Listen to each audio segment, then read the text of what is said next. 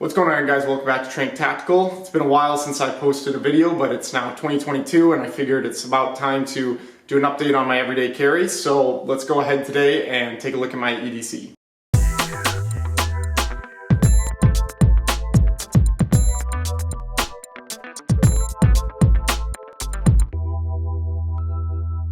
Okay guys, so let's go ahead and dive into my EDC here. So what I've got here are my core items. I pretty much always leave with these things here. Depending on the occasion or where I'm going, there might be one or two things omitted or one or two things added, but this is the core, group of items that I like to carry on me. And so let's go ahead and start with these items. So first off here, I've got my wallet. Now this is a Secret wallet. We've got some Ranger bands here that keep a couple items on the outside as well, and they are actually a little bit loose right now. I ordered some Ranger bands that are a little tighter, but this wallet essentially keeps your cards organized like this, and you can quickly shuffle out and find which one you need. They stay in there really well, and it's RFID blocking, so I really like this wallet. If we take off the Ranger bands, we'll see a couple other items. First off here are my titanium Bogota lockpicks. Now, lockpicking is something I got into years ago. It's a useful skill to know and keep in practice. And so inside here, I've just got a couple of the Bogota picks. These are, again, titanium. They double as tension wrenches on the back. So it's a very versatile set of lockpicks to keep on you. There's also a couple of easy decoders and shims in here for doing master locks with the dial combination and that sort of thing. I don't use those much, but they're in this little case.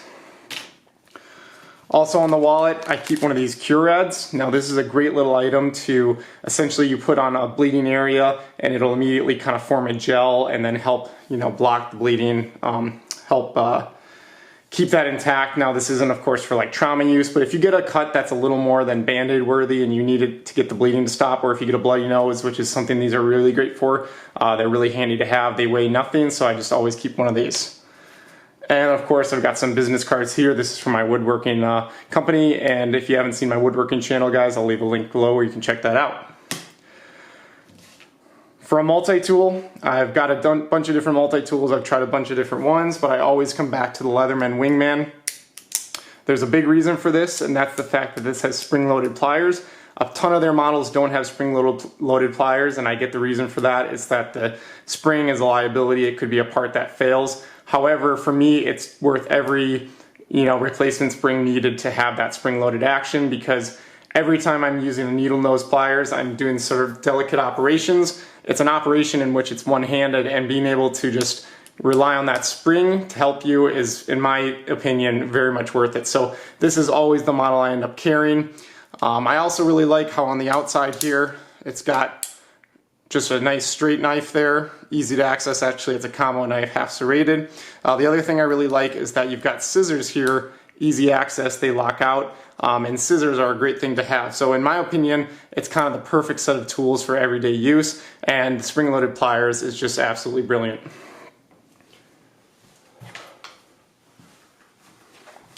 There is one other configuration that I'll often carry this in, so if I'm not just carrying this in my pocket, sometimes I'll take it in this little leather sheath that I made, and so we can see here that this fits that perfectly. The sheath also allows for a small light on the outside as well as a pen, so occasionally if I just need something strapped to my belt, this will be what I take with me.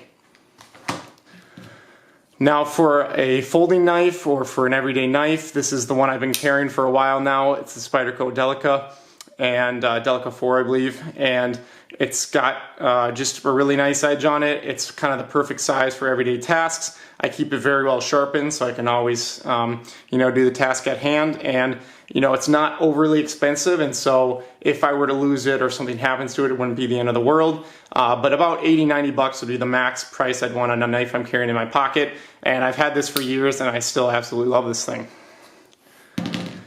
Now, a recent addition is this new flashlight. This is made by Cloud Defensive. This is their mission configurable handheld, so MCH, and this is a really awesome light. It's got a pretty high price point. It's made in the USA. It's great quality. What I really like about it is I've been putting this through its paces, and I can always count on this thing to turn on. It's got good waterproofing. I think it's IPX8. It's got good collision or impact distance. It takes 18650 protected or unprotected cell batteries, and so I always have a couple extra of those. But there's only one mode, and that's high, and it's got both momentary as well as constant on. And I really like this light. I can trust on it, depend on it. It's also got a lot of configurable options. I don't really mess with them. I've just been carrying it in the standard form. And this is in the flat dark earth color, which I really enjoy. So this has been an awesome addition. Expensive, but in my opinion, worth it. Now for a watch, this is one I've had for quite a while. It's something I'd like to upgrade or cycle out. This is made by a company called Spinnaker. It's just a Chinese company, it's an automatic. However, I ended up getting this watch for free through a series of events. So for me, it's worth carrying because I can beat it up and not really worry about it. But it does have, you know, just your standard time. It's an automatic, so if you stop wearing it, you gotta reset the time. I'd prefer to get some sort of Seiko solar watch. I think that's gonna be the one I go for, but if you guys have good recommendations on like a $200-300 watch, go ahead and leave that in the comments, and I'll definitely check them out. Now my keys, you know, what I carry on my keys pretty much is always the same. I've got my house key, car key, that sort of thing, but a couple other trinkets on here. I always keep a Kingston flash drive. This is a 64 gigabyte flash drive, and flash drives are useful for all sorts of things, so I always got that here. And then I also have this Victorinox Midnight Manager, and it's on this Prometheus Lights quick attach. So you can see, you can quickly attach this and reattach it. It's only, this is titanium, so it's a really high-end little part, and you can see it's got really great strength there, retention strength. And the reason I absolutely love this little guy, the Midnight Manager, is first off, there's a little light here, so if you just need a quick light, you can just single button that to get it. It's also got, if you can see this coming out, whoops, we got a pen there that will slide out the front, so that pen's a useful feature. And then finally, we've got the screwdriver, we've got a file, which I don't really use, and then there is a small pair of scissors, and the Victorinox scissors are always nice and sharp, which is good. And of course, you've got your tiny little backup pen knife. But I really like having this on the quick release, because if it's not on a quick release, you'll find that you never really end up using it. So those are the core items. Then we've got my Firearm here. Now this is a relatively recent addition, but this is the SIG P320 here, and this is the compact version. And so this is what I've been carrying. I really like this Firearm because it's got a really good, comfortable grip. My old Firearm was a Springfield XDS, and I wasn't a huge fan of the grip. It was just not very comfortable. It carries 15 in the magazine, double stack, which I really like. My old one only had about 7+1, so I like the extra rounds being on hand. And I carry that in this Tier 1 holster here. I forget the name. I think it's the MT1 is, I think, the name. It's got good retention. I've got it on an Ulti-Clip XL, so I can quickly clip this onto my belt. And this is my preferred option for holsters because it's really quick to get on and off, but it's got great retention when it's on. And I like this minimalistic holster because, you know, it's not bulging too much. It's got a good belt deflector, so it keeps the handle of the Firearm pressed against you, so it's not peeking out. So this is a great carry option. And I also do have one other sheath holster, that is, and that's also by Tier 1. This is their Axis Slim, and this one has the great advantage that you can carry an extra magazine with you. Now for me, I just found this to be too much clutter for appendix carry. I found that it was bulging a lot, and especially with the Core Essential belts I wear, it just wasn't working great. So I cycled this out and picked up this lower profile holster, and I've been really enjoying that. Okay, so just a quick look at that holster in place here. So you can see even with the Ulti-Clip XL being only one clip and not two, you still got great retention to the belt here. I carry appendix, so that's where I've got it. This is the Core Essential belt. But overall, I really like how that handle stays nice and tucked in so that, you know, it stays real concealed. Of course, normally I would have my shirt over the Firearm, but this is just for example right now. But overall, this is what I've been carrying. I absolutely love it. Guys, it's more important than ever these days to be carrying a Firearm because of all the crazy people we have out there. You know, we've got shootings, that sort of thing. It's our job to defend those who can't defend themselves. So be sure you're carrying a Firearm if you're legally able. That's just a quick look. And on the note of belts, I still always wear Core Essential belts. So if you haven't seen these, you can see you've got this ratcheting clip system. So all you do, it's sort of like a zip tie when you put it on, but you just slide the belt through, and if you listen, just like that, it's like a zip tie. And then to release it, there's just a knob here at the bottom, and you can quickly use this. This is their gun belt, so it's really stiff. You can see there, it's not flexing at all. Very stiff, and it looks brand new, even though I literally wear this pretty much every day. I also have it in a couple other colors, and if you look from the front, it looks like your standard belt. So these are great belts, guys. Core Essentials, check them out if you're looking for a good belt.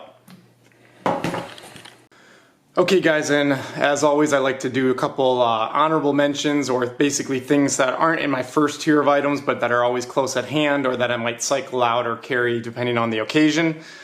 First one is a headlamp. Now this is the Nitecore NU32.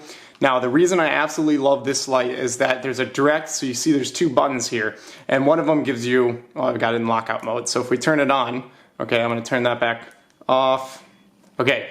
So we got two buttons here, and the one on the right, we see we have direct access to that red light. Now, if you're trying to preserve night vision and you have to cycle through a white mode just to get to your red, that completely defeats the purpose. So every light that has a red mode should have a direct access to the red mode. And a lot of companies miss that idea. I don't know why. Everybody knows that fact that actually uses them, so that's why I absolutely love this guy. It's USB rechargeable, holds a good charge, very lightweight, so I always keep this in like the bag where I'm going or whatever, just in case I need some hands-free lighting.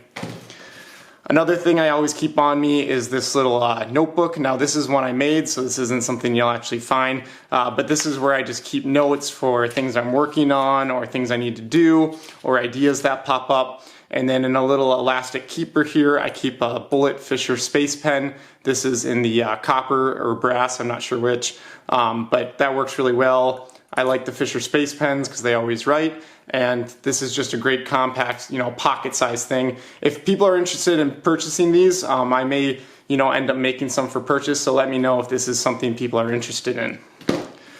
Now, a lighter, it's always good to have a fire starting method on hand. I don't smoke or anything, but it's always still good to be able to start a fire. I've been really liking these new Bics with the extended nose here because it allows you, for instance, if you're lighting a candle, you no longer have to tip up the candle and do all that. You can just get that right down in there. These are like $5 for two at usually Walgreens has them. So these have been what I've used.